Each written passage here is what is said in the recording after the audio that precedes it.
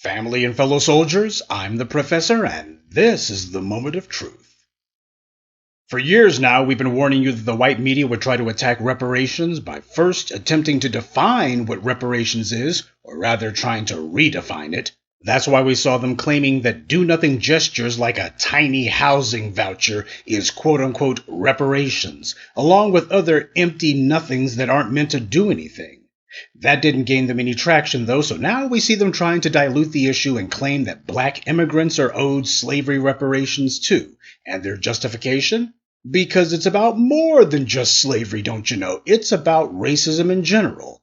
Now, as we all know, that's just a pathetic trick to try to open the door for all immigrants to be able to claim our reparations and to do it on the basis of, well, we're all victims of racism. We've all suffered racism, don't you know? It's the same rhetorical trick that they pulled with affirmative action. Claim that they're going to address something affecting black people and then immediately ignore us and shoehorn everyone else into it and pretend not to know why our situation hasn't improved. See, the white media recognizes we're not stopping, so they're steadily trying to undo what happened in California, which was to establish the principle of lineage-based reparations. Tethers and agents are furious about that. See, the white media and the government put a bunch of bought and paid for agents out here who are not about black empowerment. They've been indoctrinated, willingly indoctrinated, nobody fooled them, and these agents think just like these racist white liberals do. That's how you get these Negroes shamelessly putting out stuff like this pathetic Washington Post piece. It was these white liberals who were the ones pushing that reparations should be a housing voucher, or some other meaningless token that only serves to put more money into white businesses' pockets. And then these black agents of white supremacy hang around these white liberals who tell them that the real enemy is class, don't you know? And the real enemy is patriarchy and institutional paradigms that make prisoners of us all. Now, black agents being weak-minded, they'll fall for anything these white supremacists on the left or the right say. In their minds, they think they're smarter than us and better than us. And these white supremacists on the left and the right will go ahead and feed that delusion and tell them that it's their job to lead the mindless and ignorant black masses because, oh, well, it's not the black masses' fault that they don't know any better, that they can't see the real problem. They've been completely misinformed due to being underprivileged, but you little bootlick tokens over here, you have a chance to lead these black ignorant masses into the light. That's what they tell themselves. This is why trash like Roly-Poly and others attack us so much. Why do they have no problem cursing at us, yelling at us, calling us every name in the book, but when it comes to these white supremacists on the other end of the spectrum, they don't say boo? Remember, Roly-Poly got some government money during the Trump years, so as he sees it, he doesn't want to antagonize the white right or the white left too much. And this is where people like Emmanuel Felton come from. He's written for a number of white media websites, and when you look at what it is he's written on reparations, the slant of his writing is almost always negative. Hurdles and barriers, people who don't like it, everyone against it, etc. Most recently, he wrote an anti-reparations hit piece for the Washington Post, saying that there's a split among black Americans who came out of slavery in the U.S. and black immigrants whose families came to America by choice and never experienced slavery, and they decided to come here of their own volition. Of course, the entire so-called article was totally reinforcing that lineage-based reparations is a bad idea, and it's divisive, and the real goal needs to be reparations for just racism in general. And these white supremacists who prop up little mouthpieces like him, they know exactly what they're doing. This is straight out of the affirmative action playbook. This was the exact same argument white liberals made for affirmative action. We need to address everybody's concerns, why there's all kinds of underlying systemic inequities that need to be addressed, not just black people's. Reparations is for one thing and one thing only, slavery and the resulting economic, physical, and social continuation that was inflicted on black people who came out of slavery in the U.S. This is not about addressing slavery in general. You see that the white media pushes that phrase, reparations for racism, hard, and they don't do that to help us. They do that to con people into thinking that's what reparations should be about, racism in general. And make no mistake, the reason the white media is so eager to push that headline propaganda saying reparations for racism is because that will allow all of these non-black groups to make some sort of claim. That's the point they actually want to get to. That's the point they're trying to reach. You've got other groups who also have participated in and carried out acts of often violent anti-black racism, and then those exact same individuals will be demanding a check based on what they did to us. We talk about there needs to be a check cut for us because of all of the anti-black racism and violence that we've endured, and a number of the individuals and groups who have actually inflicted it on us will be saying, yeah, we want a check too because of what we did to them. That's the game here. This immigrant argument they make is bad enough because clumsy, inept propagandists like Emmanuel Felton never bother to talk to all the black immigrants who agree with us. See, he doesn't mention anything about the black immigrants who agree that reparations should be lineage-based. That never gets mentioned, because this isn't about reporting news, it's about influencing public opinion. We've shown that we're not going to stop, and we've already set precedent in California, so what's happening now is an effort to reverse this precedent after the fact. They pretend as if public opinion meant reparations isn't going to happen.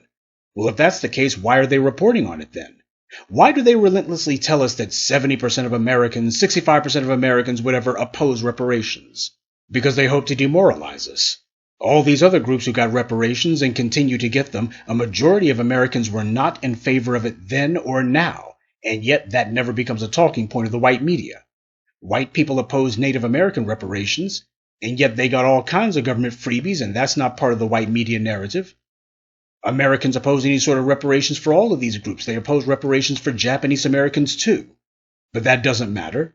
Last year, the white media was talking about LGBT reparations for what, I don't know, but at no point did they report on how many Americans opposed it, because that's a talking point that they only bring out when it comes time to talk about black people. Then all of a sudden, well, everything needs to be held up to an opinion poll. As I've mentioned to you countless times, you can go back to any polls you want since they started taking polls, and when it comes to anything that black people advocate for, anything that black people are demanding, the polls always have a consistent 65+% of Americans who oppose it. Dr. King's March on Washington, 65% oppose it. Freedom Riders, 65% oppose that. The Voting Rights Act, just about anything black people are involved in, anything that black people think might even remotely be able to benefit us, they oppose it. Not because it harms them, but because we're the ones in favor of it. And yet when all those things happened, the white media never reminds people, hey, you had all of these folks in white America who oppose what black people are advocating for. They don't remind anyone how a majority of Americans oppose reparations for all these other groups, and yet that's no excuse not to have done it. Notice how this crucial bit of context is never brought into the conversation. This is why you need the black media. This is what the white media rags like the Washington Post don't tell you, because they're about reporting the inside the Beltway consensus. Do you think it's some sort of lucky coincidence that they have a blackface saying that reparations ought to include immigrants too? And when you look at Emmanuel Felton's Washington Post bio, he made sure to include intersection in there. Yes, as in intersectional. Now, is he an immigrant himself like Roly-Poly and Joy Reid and others? Not sure, but doesn't matter. He's towing all their lines. And then you had a Yahoo piece shortly after this one whose headline said that white Trump voters say racism against white people is the biggest issue facing the country. But that was only the headline. When you look at the subheading and the article itself, it was entirely about reparations. And like the Washington Post, this Yahoo hit piece made sure to repeat endlessly, most Americans oppose reparations. They said it repeatedly. Everyone knows that most of what those racist politicians in D.C. pass into law is opposed by most Americans. And that never stops them from passing it into law, and never stops the white media from saying, oh, well, these are some things that needed to exist.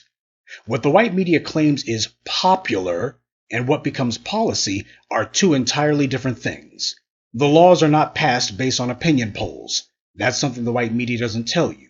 But that's what they want you to believe, at least when it comes to anything that black people are in favor of. Let's put it up to an opinion poll. What they hope to do is to rally racist support against us. Reparations isn't going away because we won't let it, but we must also fight so these anti-black racists don't change what reparations is, cash payments, and that they do not change who it's for. It is only for the descendants of American slaves. It's not for black immigrants, it's not for people of color, it's not for anyone else. If you cannot trace your lineage back to the killing fields of the American South, then you're not owed reparations for anything. All these immigrants are not owed reparations at all because they all chose to come here. No one forced them to. They came here because they thought that they saw economic opportunities for themselves. They also saw a racial hierarchy where they understood that they would be guaranteed not to be at the bottom of it, and as far as they were concerned, that was a good deal for them. They saw the lynchings, they saw the destructions of the black townships, they saw all of it, and they still said, you know what, we want to go over there no matter what. Well, as black folks, we're not backing down, and we're not letting these anti-black racists try to deflect using empty talking points either. The white media's clumsy attempts at confusing the issue won't work, but they won't stop either. The racial hierarchy they depend on is being put under strain, so they have to simultaneously pretend as if our demands aren't part of the political conversation, while at the same time trying to redefine and pervert the issue beyond recognition. Keep that in mind when you see more and more of this propaganda coming down the pike. It should clarify for you what our response has to be. They push, we push back. Only harder. Good day, and be one. I'd like to take a moment to mention some of our contributors: Edmund Ramsey, Inez Dukes, Kenneth Prescia, Adrian Bolden, and Nancy. Salute to them, and thank you to everyone for listening, liking, and sharing this message. Black empowerment only exists because of you.